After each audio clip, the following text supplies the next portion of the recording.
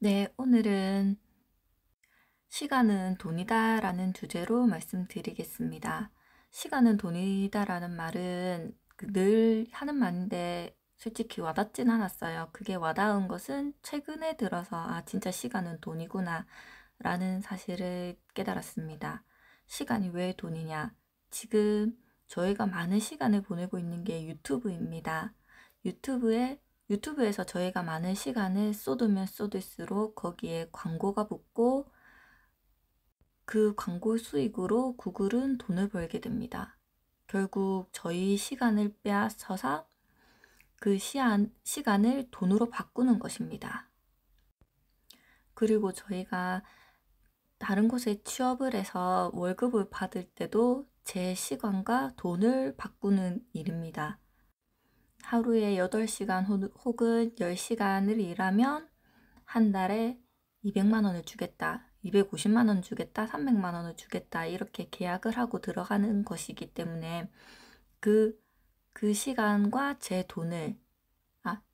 시간과 돈을 바꿔서 하는 교환의 수단이라고 생각하시면 됩니다.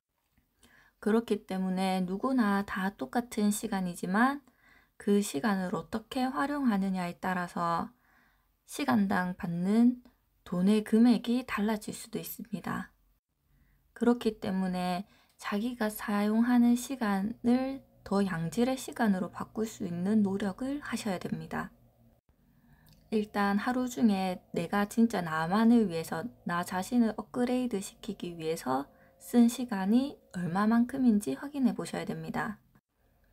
저는 옛날에는 회사를 다니면서 퇴근을 하면 야구를 즐겨봤습니다. 야구 하나 보려면 거의 하루가 다 가기 때문에 집에 와서 야구 보고 나중에는 웹툰이나 유튜브 보고 자고, 그게 반복되는 삶이었습니다. 물론 그때는 재밌고 회사에서 받은 스트레스 때문에 다른 걸 할 여유가 없다고 생각했고, 하지만 그런 삶을 살면서도 마음 한켠에는 찜찜함이 있었습니다. 그랬던 제가 변하기로 한 것은, 지금 자본주의 시대에서는 남의 시간을 빼앗을 수 있는 사람이 결국은 많은 돈을 번다는 것을 알게 되었습니다. 그렇기 때문에 우리가 남한테 시간을 빼앗길 것이 아니라 우리도 남의 시간을 빼앗을 수 있는 컨텐츠를 생산해 내야 됩니다. 저도 처음에는 컨텐츠 생산한다는 게 귀찮기만 하고 굳이 나까지 그런 걸 해야 되나 싶었던 생각을 가졌었는데, 지금 자본주의 시대에서 살아남으려면 컨텐츠 생산은 필수입니다. 그렇기 때문에 지금이라도 도태되지 않으려면 글을 쓴다든지 유튜브를 한다든지 SNS를 하면서 나만의 생태계 그리고 브랜딩 할 수 있는 것을 한 가지를 꼭 하셔야 됩니다. 그리고 처음에 이렇게 시작하려고 하면 되게 막연하고 어떻게 해야 될지 모르겠고 그리고 귀찮은 생각이 들 수도 있습니다. 그렇기 때문에 그냥 무조건 양으로 때려 박는다는 생각으로 퀄리티는 낮지만 양은 꾸준히 올리겠다. 양을 꾸준히 쌓다 보면 퀄리티도 점점 올라가게 된다고 생각합니다. 그렇기 때문에 너무 부담 갖지 마시고 편한 마음으로 꾸준히 해보시는 걸 추천드립니다. 그리고 한 예로 시간은 돈이라는 말을 어디서 참 뼈 때리게 느꼈냐면, 똑같은 50세의 두 분을 얘기 들었었는데 A라는 분과 B라는 분 얘기를 들었습니다. 똑같은 대학 동기이고 회사 입사 시기는 1년 정도 차이 나는 걸로 알고 있었는데 그분들의 삶이 너무나 다르게 바뀐 것을 듣고, 내가 시간을 어떻게 활용하느냐에 따라서 나의 인생도 달라지겠구나라는 것을 느꼈습니다. A라는 분은 회사를 정말 열심히 다니셨습니다.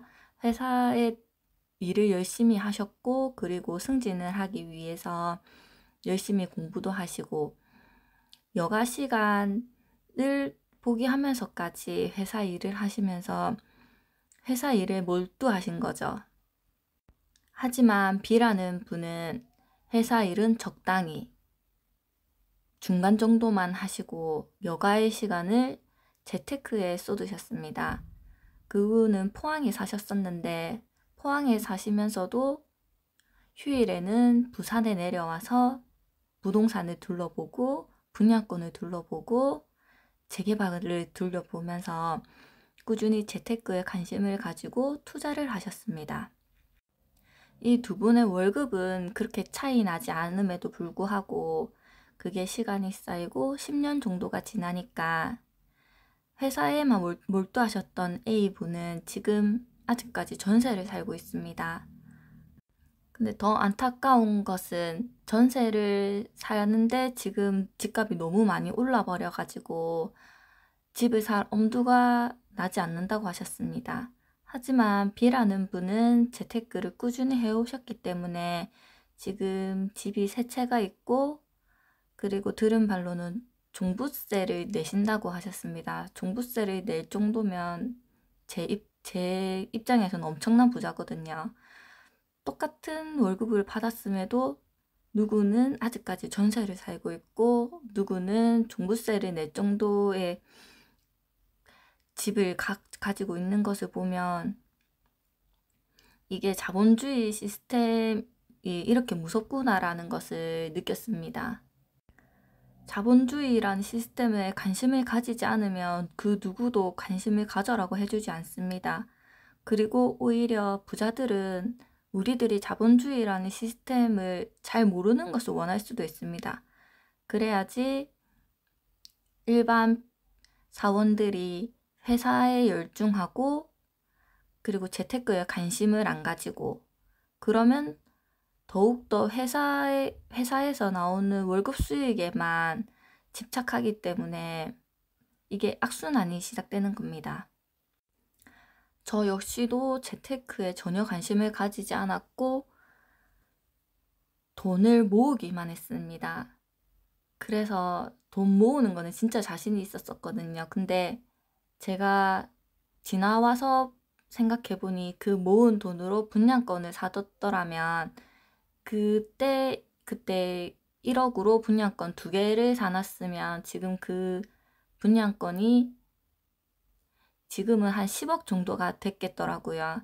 지나와서 한 후회지만 이제 앞으로는 다시는 그런 후회를 하지 않기 위해서 재테크에 관심을 가지게 된 것이고요.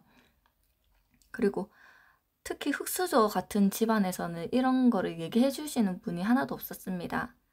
하지만 그 재테크에 관심을 가지고 계시는 집안에서 태어나신 분들은 결혼할 때 보면 꼭 집을 사라고 하셔가지고 집을 장만하고 시작하시더라고요. 물론 집에 도움이 있기도 하지만 만약에 집에 도움이 없다고 하더라도 분양권을 사가지고 시작하더라고요. 그래서 저희 같은 경우에는 전세로 시작하다가 2년 전쯤에 집을 가지게 됐었는데 저희가 만약에 재테크에 조금만 더 관심을 가졌더라면 저희 집이 2년 전에 2억 5천 했었었는데 저희가 들어올 때는 4억쯤에 들어왔었거든요. 그러니까 2년 전쯤에 들어왔으면 1억 5천이나 더 저렴한 가격에 들어올 수 있었는데 저희가 재테크에 무지했던 관계로 1억 5천이나 더 많이 주고 똑같은 집을 사게 됐습니다. 그렇기 때문에 재테크에는 하루빨리 관심을 가지셔야 되고 그리고 돈이 없더라도 재테크는 꾸준히 관심을 가지셔야지 나중에 돈이 생겼을 때 내가 재테크 할 수 있는 지식이랑